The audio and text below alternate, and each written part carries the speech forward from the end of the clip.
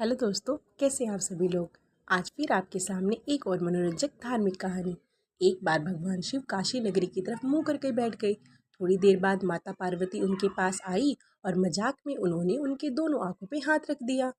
उनके ऐसा करते ही पूरे संसार में अंधेरा छा गया। अंधेरा होने की वजह से माता पार्वती को पसीना आना शुरू हो गया और उनके पसीने की बूंद धरती पर आ गिरी। भगवान शिव ने अपना तीसरा आँख खोला, तब जाके पूरी धरती पर रोशनी वापस आई। तभी माता पार्वती ने अपने सामने एक छोटे से भयंकर बच्चे को देखा जिसका मुंह बहुत बड़ा था।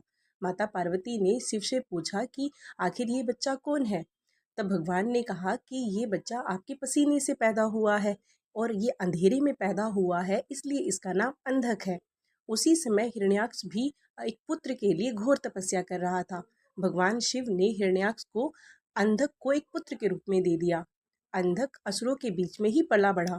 उसने असुरों से सारी कलाएं सीखी और बड़ा होकर एक बहुत बड़ा योद्धा हुआ।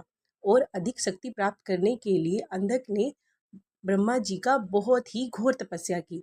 तपस्या से खुश होकर जब ब्रह्मा जी ने उससे वरदान मांगने को कहा, तब अंधक ने कहा कि भगवान, मेरी मृत्यु तभी हो जब मैं अपनी माता की तरफ काम भावना से देखूं।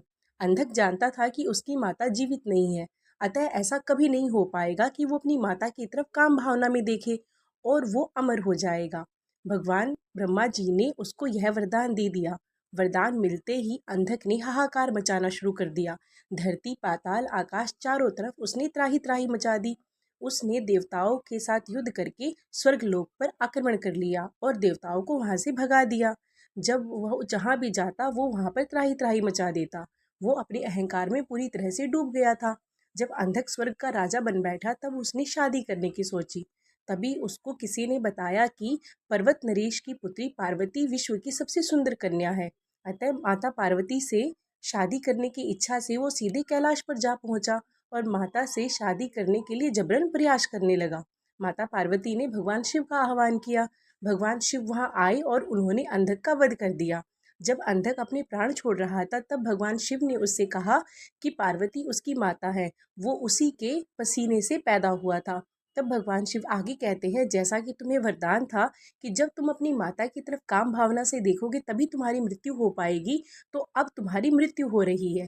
इस तरह अंधक मारा गया और भगवान शिव ने अंधक से पूरी दुनिया को बचाया। अगर आपको कहानी अच्छी लगे तो दोस्तों प्लीज़ मेरे चैनल को ज़रूर लाइक सब्सक्राइब करें। धन्यवाद।